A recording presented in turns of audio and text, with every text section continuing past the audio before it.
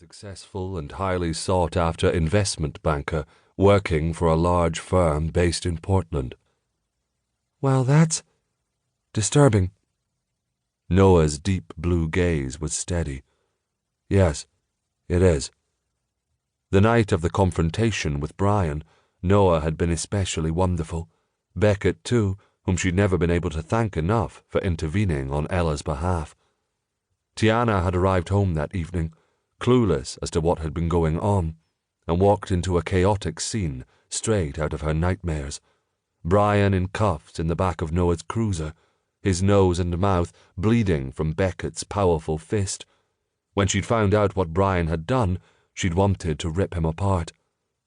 I can't say any of this surprises me, though. Not now. I showed you this because I wanted you to know you're not the only one. You're not the only person he's fooled. He's done this before and gotten away with it, at least 3 more times that we know of. But because Ella spoke up and he's been charged, 2 of the other girls are willing to testify as well. A tiny bit of a silver lining in this whole mess. Yes. He opened up the file, leafed through some papers, and began to read. The forensic psychologist's report says the usual things common to most child predators. He was likely sexually abused as a child himself, and blames external factors to explain and justify his actions in an attempt to diminish his guilt. He'll also go to great lengths to hide his behavior. Boy, did he ever, she said bitterly. She'd been completely oblivious to what was happening behind her back. Noah closed the file. They're experts at it. That's why it's so hard to catch them.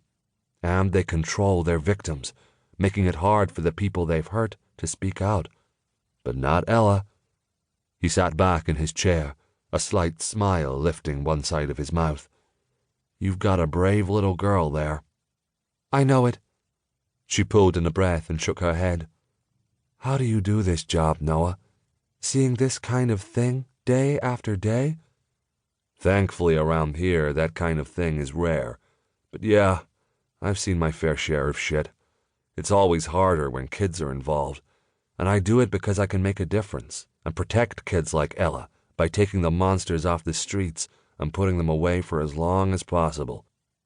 If it were up to Tiana, Brian and all the other child predators in the world would rot in prison for the rest of their lives and never see the light of day again. Noah's parting words resonated with her as she drove home to her rental house on the other side of town. If Brian refused the plea bargain that was about to be offered him, and it was sickening enough that he was being offered any kind of deal at all, then Ella might have to take the witness stand and testify in court in front of him. The only reason Tiana had agreed to the terms of the plea bargain was to spare her daughter that additional trauma. Ella had been through more than enough, and Tiana was determined to protect her daughter from any more harm. That plan included steering clear of any more romantic relationships, and men in general, until Ella was all grown up. Maybe longer. Maybe forever. Her cell rang as she drove down Front Street along the water, past all the charming wood-framed shops and businesses and the wide expanse of sandy beach and rolling ocean beyond it. Aunt Lizzie, her mother's younger sister, the closest thing Tiana had ever had to a real mother, and the only family she had any contact with. I'm just on my way home, so perfect timing, she told her aunt. It's a gift, Lizzie replied in a cheery voice. So how did it go at the sheriff's office?